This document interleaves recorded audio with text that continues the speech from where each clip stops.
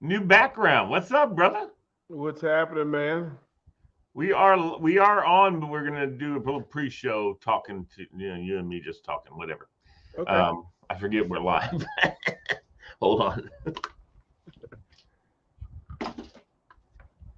but it's all good. How are you, man? How you been? I'm good. I'm good. Just grinding, man. Yeah. Yeah. Where are you?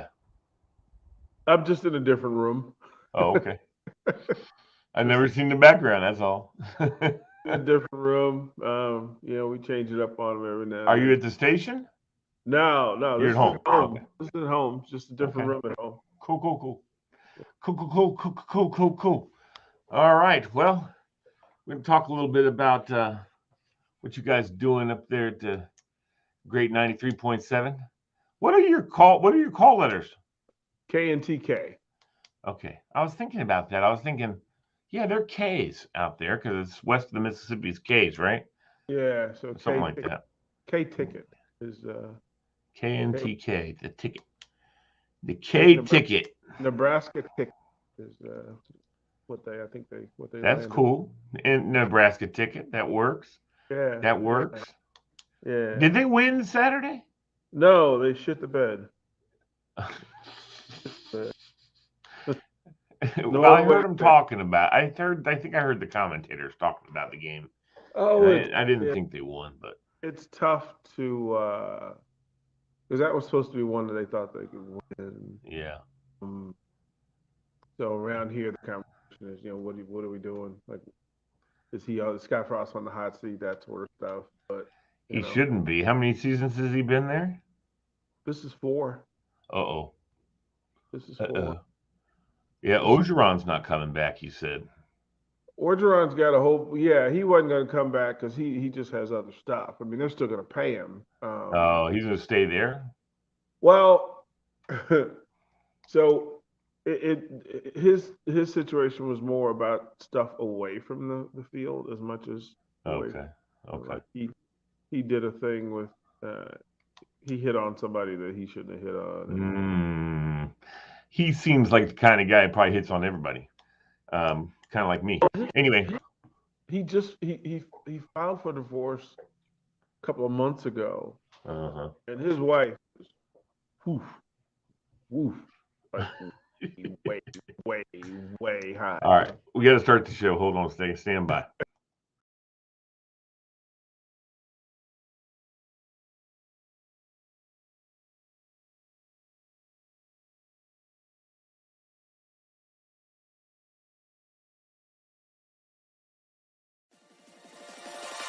Check this.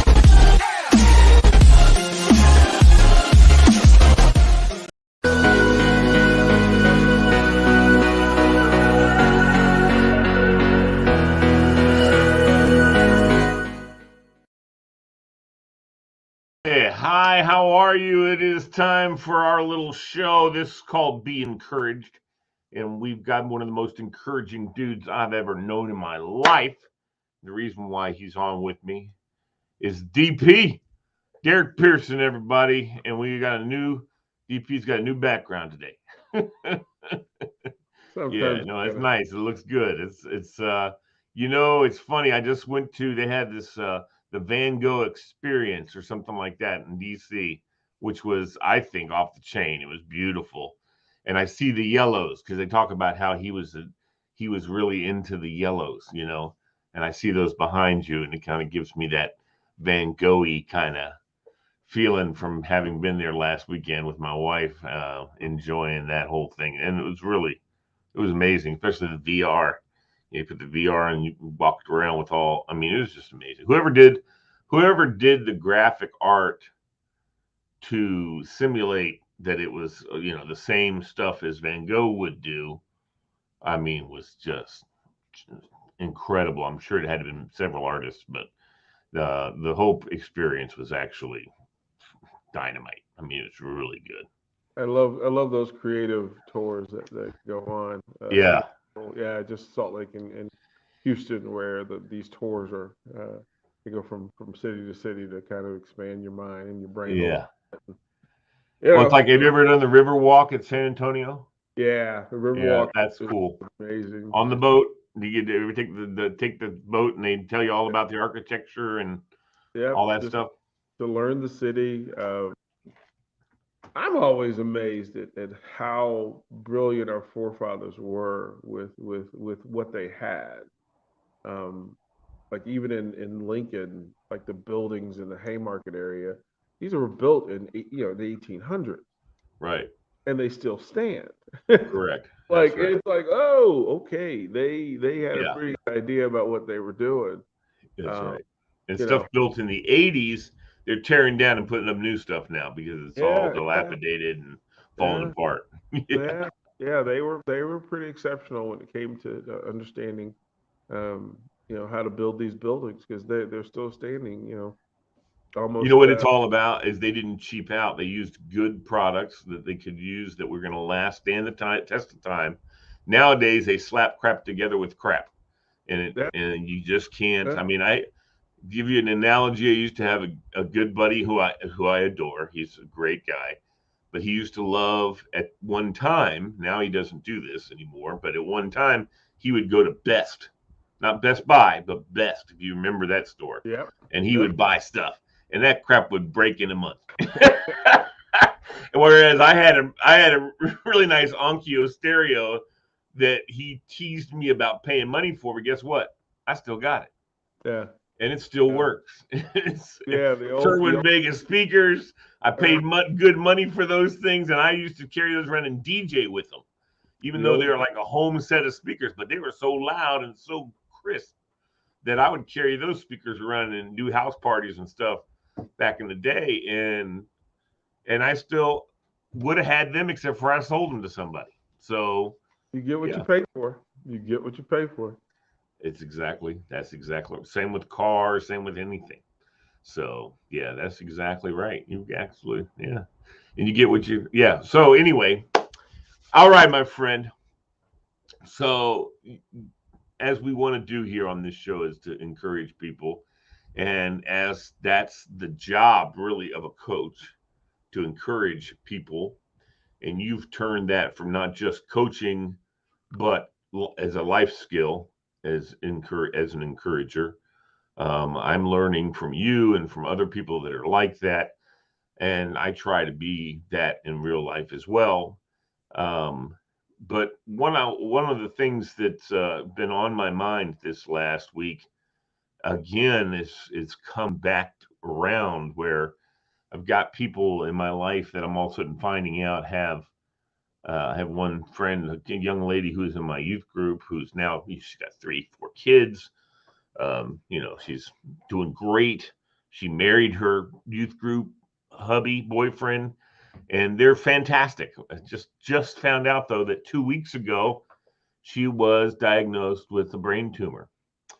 And the sad thing is that that's what her dad died from, a brain tumor that never they couldn't. And nowadays, of course, the medical stuff is way better than it was 20 years ago, 25, 30 years ago when I think that's about right for her dad. I think it was about 30 years ago.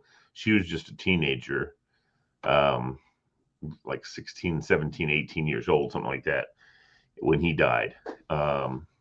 But he died of a brain cancer. And now she's got a tumor that she calls Earl because they're going to kill Earl, just like the Dixie Chicks song. Goodbye, Earl. So that's the plan. They caught it early. Obviously, that's a good thing. But they didn't tell it early enough because you go through processes. These people go through processes, Derrick. And I'm speaking this to you because I think you probably have a good insight on this. Um, she's going to the doctor for leg pain. And the doctor's like, well, here, take some Tylenol. Go home and get some Tylenol from the store, and it'll go away. Whatever. Which drives me bat poop crazy when these doctors just treat symptoms and they don't look for what's the cause. It's one of the reasons why I love chiropractic because they don't give a rat about medicines. They want to find out what's causing that problem, and we're going to fix what's causing that problem. And a good well, he'll transfer you to somebody, a neurologist or something like that, if the problem they detect is probably something that they can't deal with an adjustment or something. Even though miraculously, one adjustment can do unbelievable things. So what do we tell people? You know, she seems to be handling it well. She's that kind of personality. But there are a lot of people who don't handle that kind of thing well. And there's a lot of people who don't handle that kind of thing well, just being related to that person. You know, not even, I don't mean related, blood related. I mean, friend of, even acquaintance of. They hear this and they go into depression that, my friend's got a brain tumor. Oh, what am I gonna do with that? What would you talk? What would you speak to those people's hearts, and what would you say to? Let's talk about first, not necessarily the person who's dealing with it, because I think they, in most cases, have a better attitude than the people who are hearing about it for the first time and feeling very overwhelmed with sadness that person's going through that. What would you say to that? There are several ways to approach it. The main thing is just love like you want to be loved. Amen. Like that, the the person that you're feeling those things about and for needs you. Hmm. Hmm. They need you. And the reality is just simply say to that person, I'm here. Mm-hmm. Like I hear you. I'm here. That means that's better than medicine for most people, Right. right? It To is. have somebody simply say that I see you, I recognize you're going through a thing, and I'm going to be here. I'm going to be. Yeah. Um, love people the way you want to be loved. Like how would you want people to engage you if the situation were reversed? Yes. And the best things when I went down, um, when I was in ICU, the three favorite things that happened to me, aside from aside from God's favor, right, was having a friend Griff call me and tell me, "Man, you already healed. God's just waiting Amen. on you, right? Amen. All He's right. already waiting on you." And then my brother said, "If you think of the universe and how God puts you in a place with people who can take care of you, like He put you there, and He did. Like Right. I had, I had 16 minutes to get to the hospital, and I got there in 13. But imagine that I wasn't living in a place where that could happen, right? Where the services couldn't have been provided, right? How many people in Nebraska don't live that Right. are out on a farm that's Oh, 500 acres? yeah. They can't get anywhere in 30 minutes. Right. So it was that, and then finally I was in ICU, and they were going through the treatments, and the chaplain, would come and visit and ask me, if there's anything I want to talk about, and we would sit and talk. And then there's a friend of mine that I grew up with in Arlington. Well, we didn't grow up together, but we knew each other. And then in high school, this person, we would hang out, and Okay. life kind of takes you in different directions, and that. But this person happened to be in Houston when I was in the ICU, and this person who was there on a business trip uh, shut down her schedule so that she could come and give me a hug. Now, to tell you how powerful that is, Mm. right? That somebody did something so unselfish Right. to simply do the thing that they could do. Like she couldn't help me medically, but she could help me lovingly. And Emotionally. her name, Right. yeah, her name's Mary Gregel. She stopped by.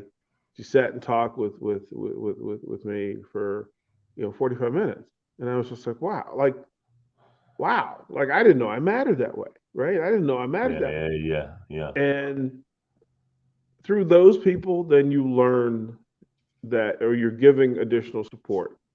And I was like, I need to get up from here, man. There are people that care about me. Like, I need to get through this thing. People care about me. Yeah. And people miss their strength. They miss how powerful they can be simply by being present, simply by being good, simply by being decent. It doesn't take much. Like, we can't do any much for the person with the tumor other than love them. But that's what we should be doing. Like, that Right. literally should be the thing that we do, whether it's a text or an email or sending, a basket of, candy or fruit or Fruit. Yeah. right, because that used to be the way Yeah. things were done. I know that in the neighborhood that I grew up in Green Valley in Arlington, Virginia. And if somebody was sick or somebody was struggling, the neighborhood would rally. Like, those people would show up. Like, look, we're not gonna let you cook this week, y'all. We got you. Like, that's a thing we can handle. We can pray for you and put hands on you and give you hugs. We can do those things. That's right. And we've forgotten. We have forgotten in this microwave society of being able to move along quickly and be disconnected. Well, there's a power in being connected, and there's a power in being united. That's us at our best Yeah. when things look off and are off balance. Our ability to reset the GPS by simply doing the basic stuff, which is loving on Hmm. each other. Hmm. Yeah, I would tell folks, anybody that hears this, like, if that person was okay, I'd say, let people, like, send them messages. Open that up, and then maybe they don't want that. But for the people that know that person, they should probably be doing that. As a matter of fact, I would challenge you, Lee Bailey, send that person a note, say, hey, Oh, I listen, did. Oh, I have. Yeah. Yeah. Yeah. I was talking about you. Yeah. I was loving on you. There's a community of folks who will see this video, who are on this feed, Yeah. who will send a small prayer Yeah. to them to let them know that they're not alone, that the universe will pay attention, and that Yeah. God will. Yeah, no, I'm with you. I mean, I can speak to that also, but I do speak to that, and that's why it's good to have someone else speaking the same thing out there. I know that I've been, having been through a transplant, I know I didn't even know this was going on, but my family was getting fed every day. Every day, someone was bringing food from either they made it themselves, or they brought it from Panera, or they brought it from wherever. And they would call my wife and say, "What do you guys want for dinner?" We had one lady, that's what she did. She Mhm. called my wife, said, "What do you guys want for dinner? Anything you want, I'll go get it and bring it to you." Yeah. And she went and got all the fixings, man. She would go to Panera and get just everything you can imagine for them. And of course, I'm sitting in the hospital on a Jello diet, and I'm hearing all this noise about how they're having Panera and everything at home. I'm like, what? Hey, bring that in here. It it But it it's all good though. It made my heart, and it makes me feel like, man, my family's taken care of, and it really touches. It's really powerful because she was a friend of my mom's. I mean, my wife's. So I didn't even know who this lady was, and all of a sudden she came out of the woodwork and was hooking us up. Then she did the same thing when my wife had some medical issues. She was the same thing. The lady was in the same issue. Bam, bringing dinners. And the kids, they want pizza one night. And so she'd fine. She'd bring 3 large pizzas. That would tide us over for lunches and everything for a couple of days.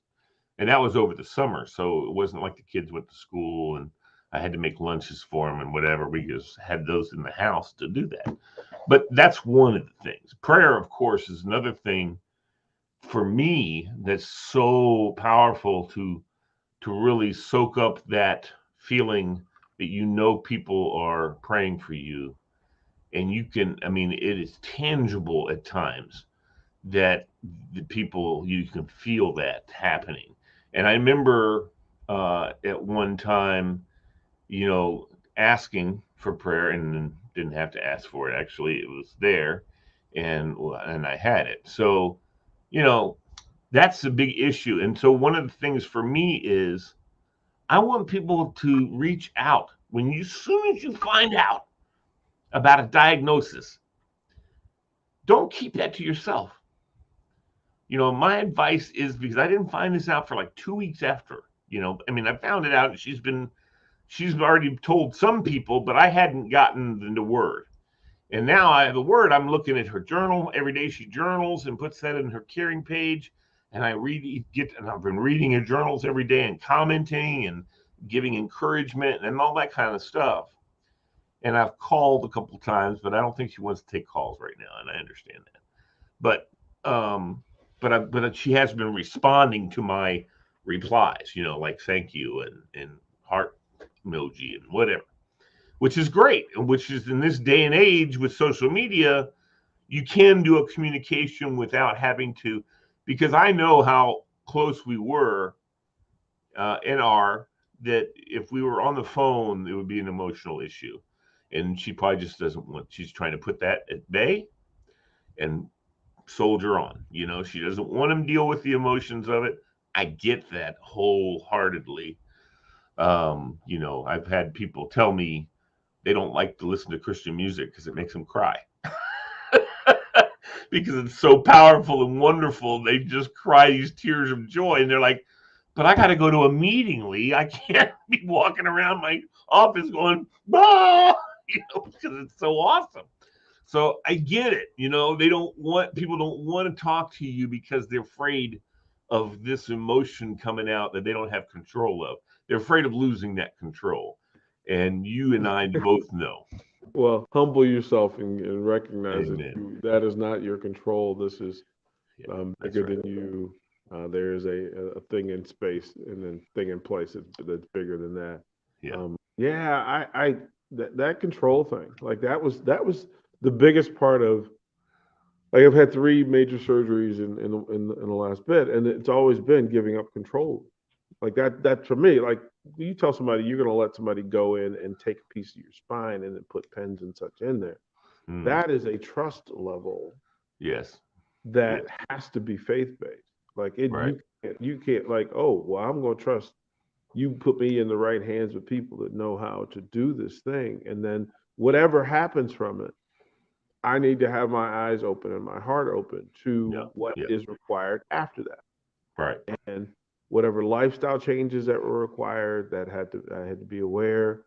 The way I engage people had to change, because it's, as I said, no stress. So you've got to filter your heart, and you've got to get lung air into your lungs, and you've got to move. And so all of those things have been the constant of what I've done since.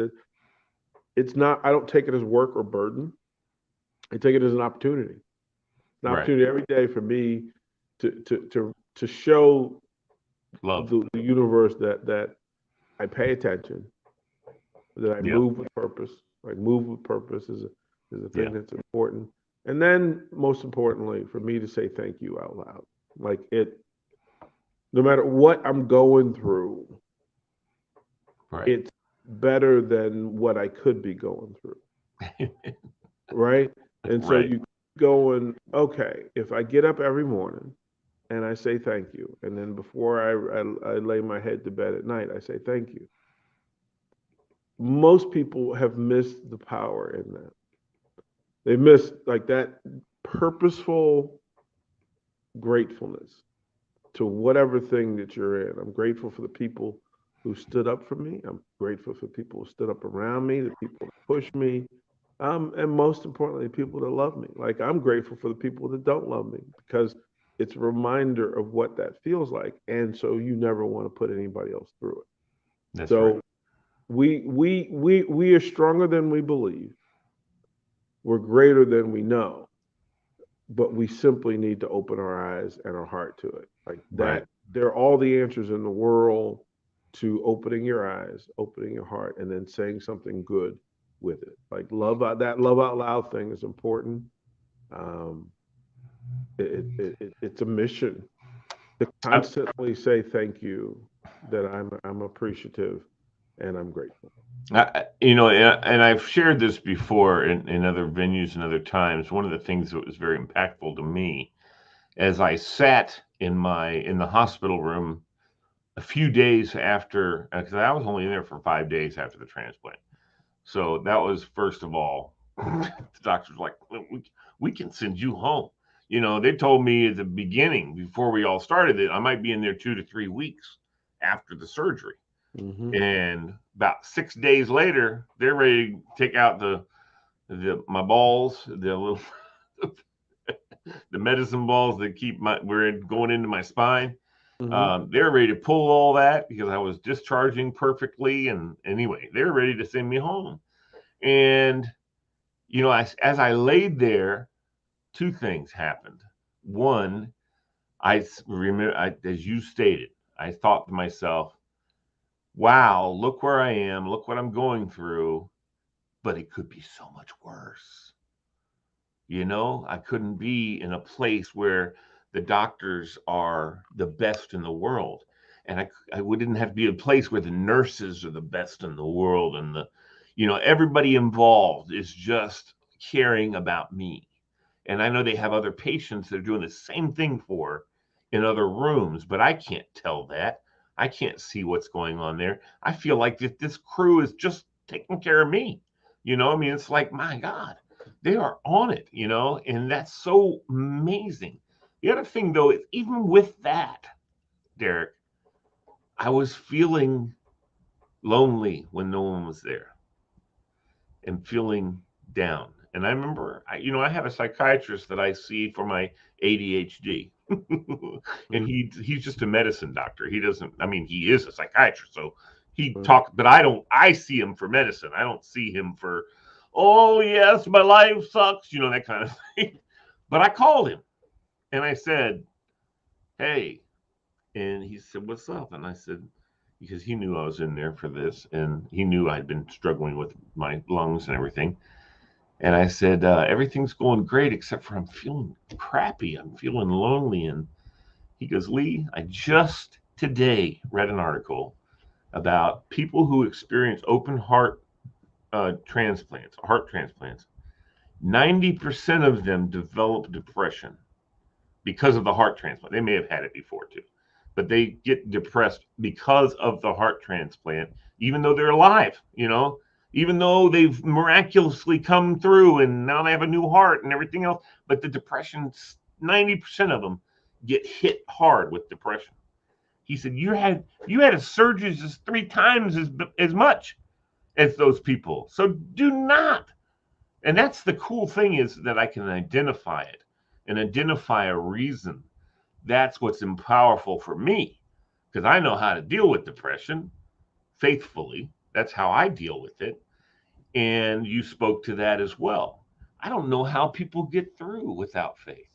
I don't know how they get through this kind of Well, issue without it. it's being apart from the greatest power that exists. Yes. Yes. But it also speaks to the thing you spoke to earlier, that people want to feel like they have control.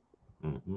Yeah. Well, no, we're some of my favorite moments in life are when I feel smallest, when Yeah. I Yeah. feel smallest, where I'm in awe of the universe. I'm in awe of what God can do. I'm in awe of what was built, awe of what we're capable of. Yeah. Those moments where you feel small, where you're just sitting back and the world. Like I remember the first day that I walked on my own outside, right? And I just stopped because the birds were singing louder, the trees were greener, like Sure. everything, the air was crisper, like it was, the sun was brighter, it was all that stuff. And then it took me that while to recognize that that's what was supposed to do. It was supposed to slow me down and allow me to appreciate and say thank you. The people that saved me originally, the EMTs who showed up at my house on time and in purpose, right? Like they could have had a bad day, Mm. right? Like Yeah.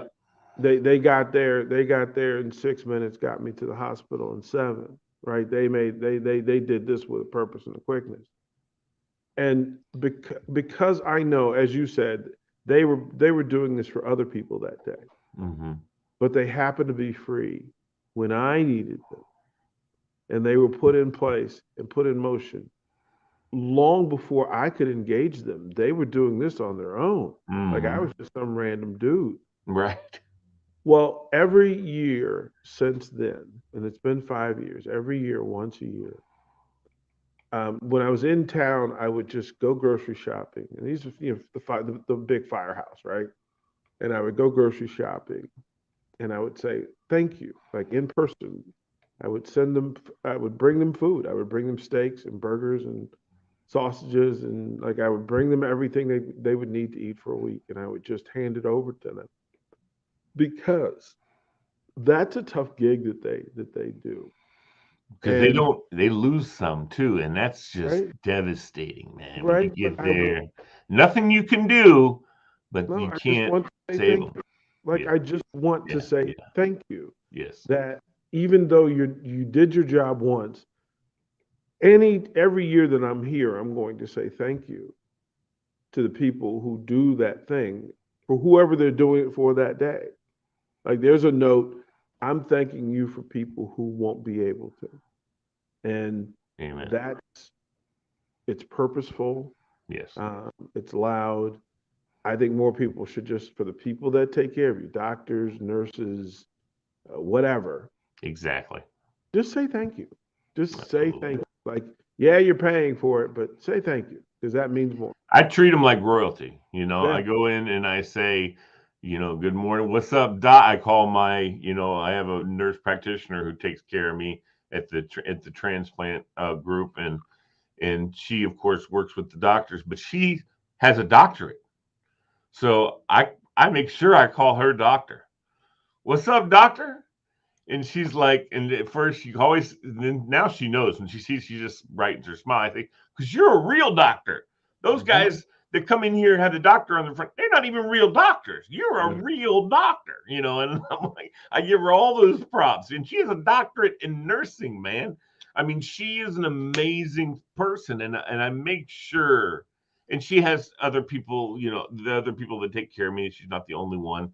Obviously, we're I'm in Northern Virginia, so there's a ton of people, right. that are going through. It's not like I have the same person. They got all kinds. But, to take the moment to say when they come in, give them a smile and say, it's great to see you, Doc, and she lives right around here somewhere. I know because she's told me she saw me one day and her kids go to the same high school and my kids go to. I don't ever see her, but I'm wishing to one day, like see her at Giant saying, "What's up, Doc?" But I haven't yet, and that's okay. But we go to the same stores. We talk about that kind of stuff, But I still haven't. I probably just overlooked her walking through the store and stuff because I've probably seen her a time or two. But those people are the people who make things work in this world. The people that go outside of themselves and are willing to share love and appreciation with you without really truly knowing you. Like I said, so I try to return that. I don't truly know Jessica Chun or Margaret Fergoso or Michelle Scheffler. That's the trifecta right there, who take good care of me. Of course, I can tell you, but the doctors are awesome too. But I see those three, and they are my heroes. I mean, they truly are my heroes. And yeah, I mean, I just can't even express to you. And I often think, I'm going to buy a big old box of donuts, but Jessica would yell at me if I brought donuts in. So what are you trying to do to me? So I got to figure out something I can do for them besides just being as nice as I can and as appreciative as I can. I got to think of something I can do to let them know, but they know. So I know without a doubt that they know how much I appreciate them. So I've worked very hard to make sure that they see the appreciation from me, and I impart that to other people. Just show people how much you appreciate them. And like you said, Derek, I appreciate the guys that saved your life. And if I got a chance to meet them, I'd want to give them a hug and say, man, thanks for doing what you did. And that goes for anybody that's a first responder. They're ready to throw down and get to where the danger is. They're running towards those towers, as opposed to running away from them. I watched that whole documentary on September 11th, and I cried, man. because those guys were just busting ass to try and help and save people, knowing full well they were going to die. Knowing full well that, I mean, they were not knowing they were going to die, but they knew that that was a distinct possibility. And in fact, they did. Even the chief of the New York Fire Department went into the building and up knowing full well the first one had already come down. He knew the next one was going to be coming down. But he had men up on those floors, and he was going up to tell them to come out. You know, we got to come out, guys. And they didn't want to. And he died. And, you know, that's the man, the guy who runs the whole department. But people would say, don't put yourself in that position. You got to run the whole department. No, he's got men that he loves, that he wanted to make sure they needed to hear, get the hell out, because this thing's coming down, and it did. So I've strayed off. But anyway, we're done. Derrick, thank you for today. And I can't wait to talk to you next week. We'll probably talk about something in a similar vein. But y'all, you know what it comes down to? Come down to faith. And for me anyway, and I know for Derrick, and that's what'll get you through. So with that said, always comment, always hang with us. We love seeing you. God bless you, Derrick Pearson. You're the man. Love you guys. All right, buddy. Take care.